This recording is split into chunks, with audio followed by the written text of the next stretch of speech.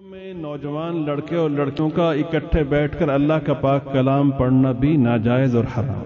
تمہاری تعلیم گئی بھاڑ میں. سمجھتے ہیں؟ جو شخص اپنی جوان بیٹی کو مخلوط ماحول میں تعلیم کے لیے بھیجتا ہے پرلے درجے کا بے غیرت اور بے حیا ہے. حیرت ہوتی ہے ان لوگوں پر، ان کی جرت پر جو اپنے بیٹیوں کو ہاسٹلوں میں بھیجتے ہیں، کئی مہینے وہاں رہتے ہیں. قیامت میں جواب دینا پڑے گا.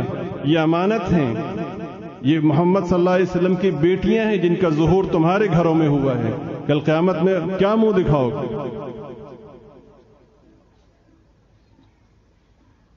حج کا سفر عظیم ترین سفر ہے. پاکیزگی سے شروع ہو کے پاکیزگی پہ ختم ہوتا ہے. اتنا عظیم سفر ہے کہ جب کوئی شخص حج کر لیتا ہے تو حدیث پاک میں ہے کہ وہ گناہوں سے ایسے پاک ہو جاتا ہے جیسے آج ہی ماں کے پیٹ سے جنم لیا. ایسے ہی ہے. اللہ پاک اتنے خوش ہوتے ہیں حج کرنے والے سے کہ جب وہ واپس آ رہا ہوتا ہے تو سرکار نے درخواست کی اللہم اغفر للحاج، اے اللہ حاجی کی بخشش فرما.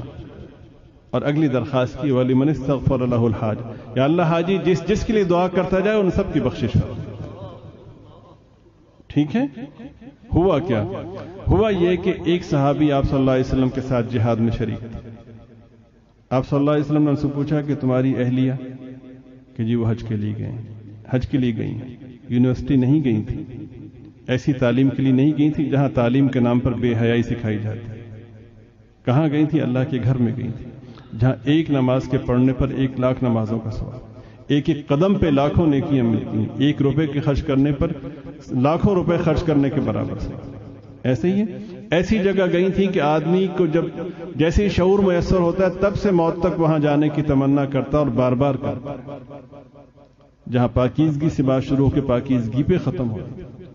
سرکار نے فرمایا کہ تمہاری اہلیہ حج پہ، کہ جی حضرت. ان کے ساتھ کون ہے؟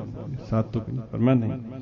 تمہیں جہاد جیسے عظیم فریضے میں شامل رہنے کی اجازت نہیں. یہاں سے جاؤ اور اپنی اہلیہ کے ساتھ حج کے سفر میں شریک ہو جاؤ. اس لیے کہ حج کے سفر میں بھی، اتنے پاکیزہ سفر میں بھی خاتون کو تنہا جانے کی اجازت نہیں. کیوں نہیں ہے؟ یا آپ مجھے بتائیں کیوں نہیں؟ ہماری کتنی پاکیزہ نظریں ہیں، اس لیے نہیں. سمجھ رہے ہیں آپ؟ یا کچھ اور عرض کروں؟ اس لیے دل پاک ہونا چاہیے. جو شخص یہ کہتا ہے سب سے بڑا جھوٹا وہ شخص ہے. سب سے گندا دل اس شخص کا ہے جو دل پاک ہونا چاہیے کہہ کر بے پردگی اختیار کرتا ہے. حقیقت وہ ہے جو نبی پاک صلی اللہ علیہ وسلم نے بیان فرمائی، باقی سب فراڈ ہے. اللہ تعالیٰ مجھے، آپ کو، ہم سب کو دین کو سمجھنے، اس کی عظمت کو پیش نظر رکھنے اور اخلاص کے ساتھ اس پر عمل کی توفیق